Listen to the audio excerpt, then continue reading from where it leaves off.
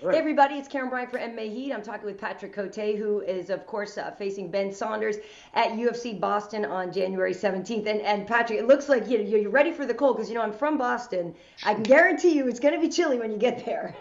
Oh, I know. I've been training there a couple of years ago Yeah. for maybe 3 or 4 years. I was training with Mark de la Grota over there, so I Mhm. was doing the real back and forth for the training camp. So I know this town pretty well, and I know it's gonna be cold.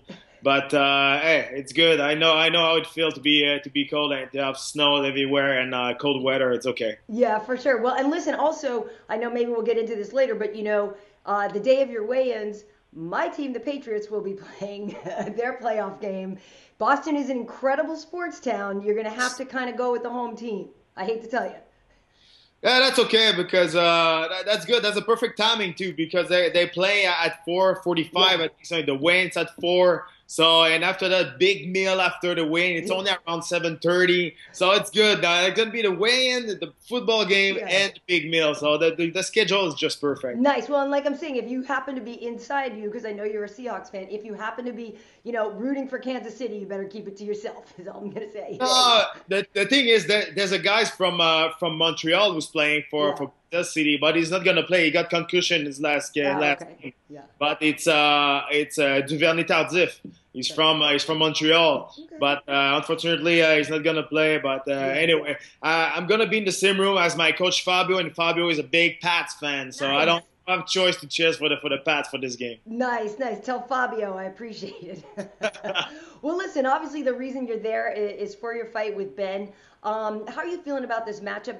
Certainly on paper, everybody, the obvious thing is going to be the height and reach advantage that he has over you. So stylistically, though, what do you make of the matchup?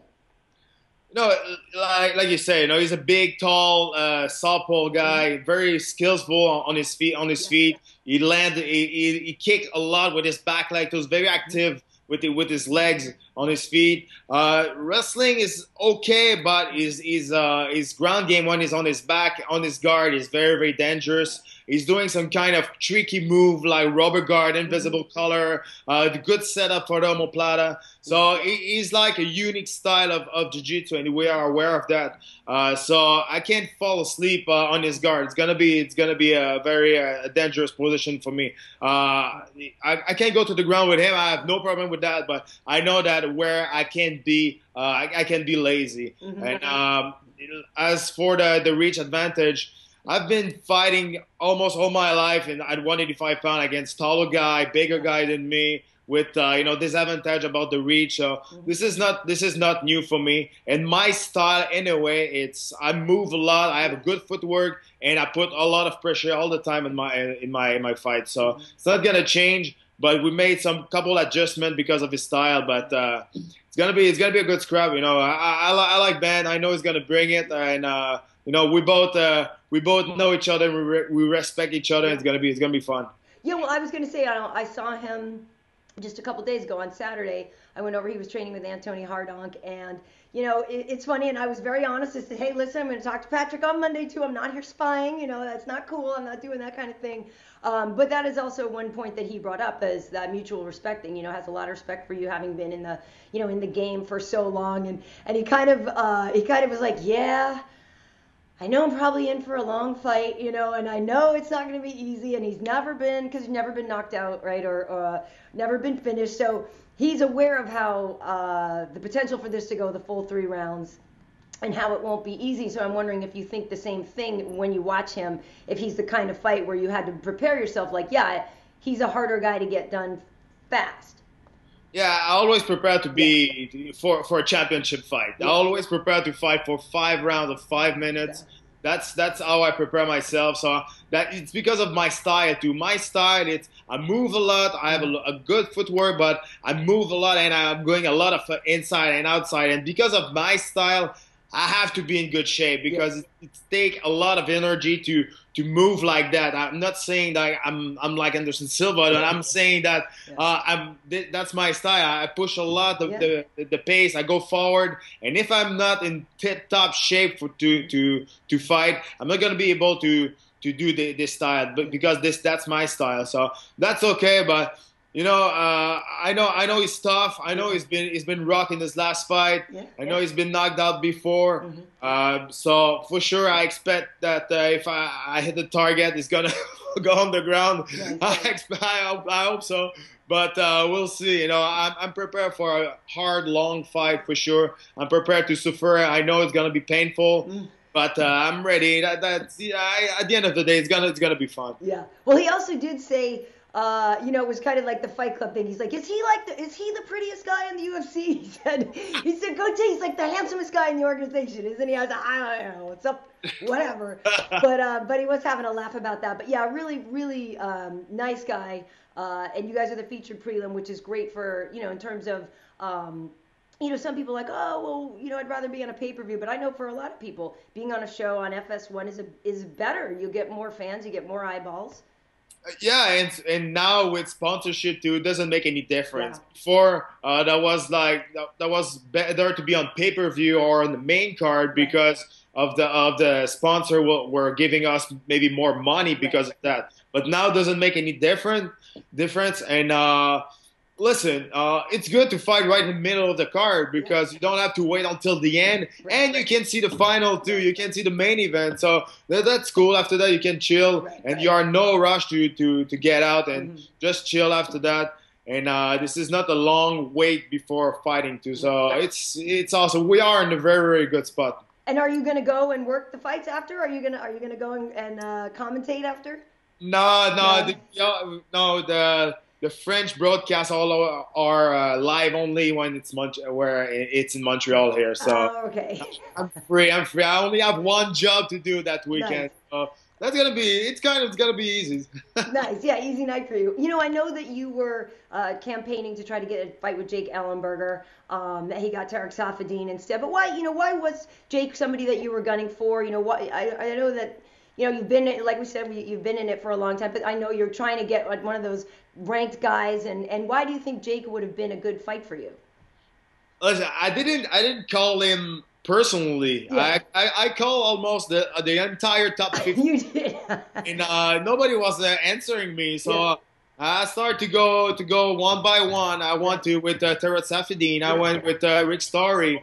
And no answer. After that, before that was Hector Lombard, but they didn't work too. So after that, I was watching the ranks. I was like, okay, now it's Jake. So let's go with Jake. But I did that very respectfully, and he did answer me in the kind of rude. And I never start shit, on social media. But if you do it, for sure I'm gonna answer. For sure I'm not gonna. I have an easy talk. I can talk, and I have no problem with that. So that's what happened. Right. But still statistically, for me, that will be a good fight. I think so. And Tarek Saffiedine was the same thing. That was just about the style of those guys. I was interested in, to fight. Right. But like I said, I'm the employee of this business. I'm the employee of the UFC, so they had the plan for me, and that was to fight Ben Saunders. And that's what I'm gonna do. This is my job. My job I'm not a matchmaker. My job is to fight the guy in front of me and win. Yeah. Well, the thing too is that it does behoove you though to call somebody out. I mean, I know everybody talks about the effect that Conor's had on the organization, but it's true. I mean, it's better for you to be vocal. It's better for you to help give them ideas on something to do. I mean, do you see that effect that since you have been there and you know what it's like from before? I mean, there were always mouthy guys, but Conor is kind of on another level there. But have you seen people try to change who they are just to try to get the call out? Like, you're not changing who you are, but you know what I'm saying? Like, you see the effect that he's had on people. 100%. Social media is very, very important in this business.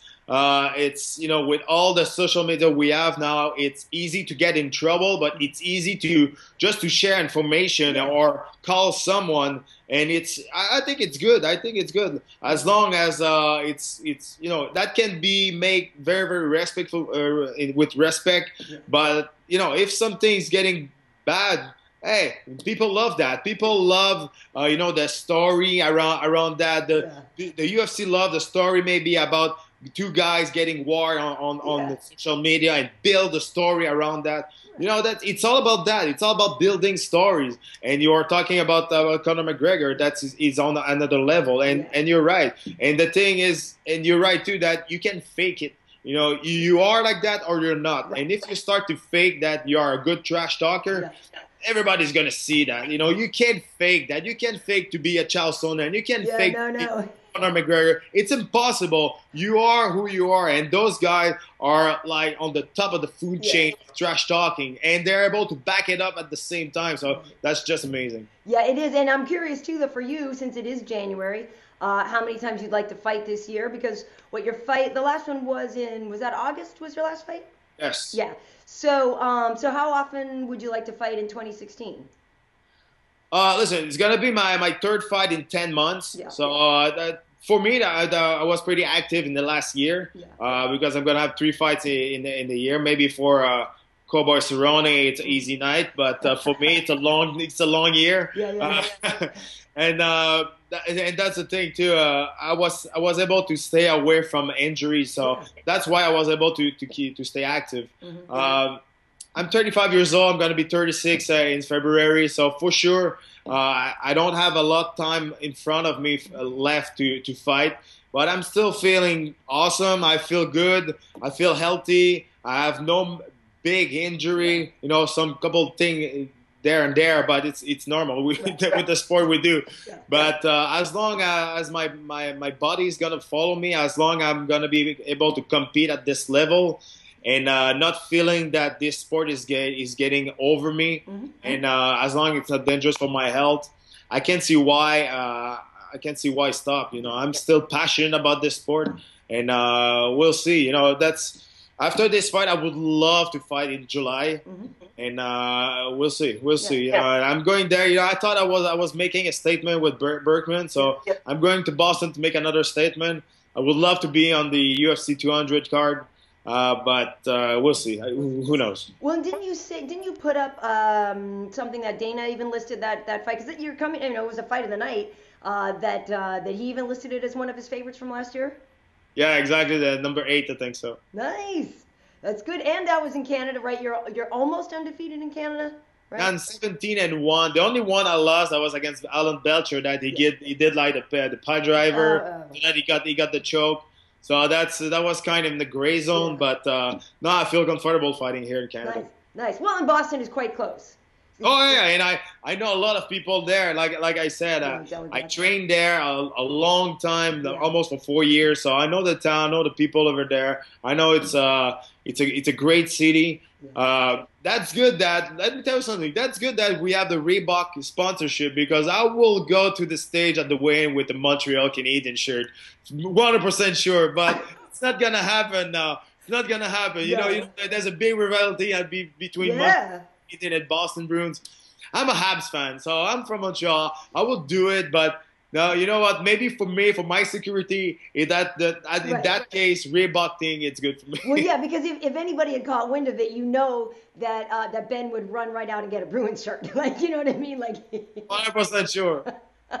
You know, you mentioned you know, that you've got a few left, and that you're. I really wanted to ask you actually about Anderson Silva, when we're talking about somebody who has been around a long time too and was a fight for you. You know, I work with Michael Bisping, obviously, and he thought about Anderson as a legacy fight. Like, he's disappointed in him for the PEDs and lost some respect for him in that level, but he thinks about Anderson as, you know, obviously one of the greatest of all time, and what it means for him to have that on his you know, resume. So I am curious how you process that. You know, when you look back at what has happened with Anderson, but you did have the opportunity to fight him as well. Do you see that, what Michaels means about that legacy fight and how important something like that is? Yeah, the thing is, for sure, that all the thing that happened to Anderson Silva put a shadow on his legacy, 100% sure. But at the same time, you have to understand that, you know, anything you take, like PED, steroid, marijuana, all those things, don't give you skills. That's the thing. You know, it's gonna give you like more energy or more explosiveness or something. But Anderson Silva was winning fight because he was a better striker, a better fighter than anybody else. Not because he was in a better shape, You know that I'm talking about skills right there, and there's nothing you can take to put your body, you know, in artificially that is gonna give you skills. It's not like that. It doesn't work like that. So for me, it's Anderson Silva is still one of the best in the history in this business, and he will always be. But yes, because of that, because he got caught, he put a shadow on his legacy. But you can't erase everything he did before. That's just unfair. And you did get tested by USADA, right? Yes, 2 days ago, yeah, they knocked my door, and that was a little surprise. That was the first time actually I got a randomly test before a fight, that far before my last except in Saskatoon, but before that, my last 4 fights I've been tested before the fight and right after. But that was the first time by this company. All right, well, and you get the all clear, right? Obviously. Oh yeah, I've been always clear. I mean, you know, as you can see, I'm eating a lot of vegetable, and that's the thing. Yeah. Nice. You know, I am curious though, why you went down in weight the older you got. Usually it's the other way. You know, I know some people like Damian Maia did it, and it kind of gave him a new lease on life, and maybe he was small for the division. But you know, usually you think of guys as they get older, it's harder for them to cut weight. Therefore, you know, you have Cowboy trying to move up, and you have people we know Connor may be moving up. So why is it that you went the opposite way? Because I was too small at 185. That's the thing, you know, with the knowledge we have with nutrition and losing weight and all those things, everybody's working with professional nutritionists. So those guys, before that was the light heavyweight. Light heavyweight, those guys were huge, were insane, was very, very big. But now middleweight is like the new light heavyweight. Those guys at 185, they're big. They're big. It's unreal. I don't understand how they can make 185. So that's the thing. My last fight, I saw it. And I was like, okay, so I have to make that sacrifice too. And I wasn't never working with professional nutritionists or something like that. And I wasn't living, you know, a lifestyle of a serious professional athlete too. I think that's why now I'm able to give a second life to my career at 170. I'm staying away from injury because I put everything together. You know, I love food. I love wine. I love life.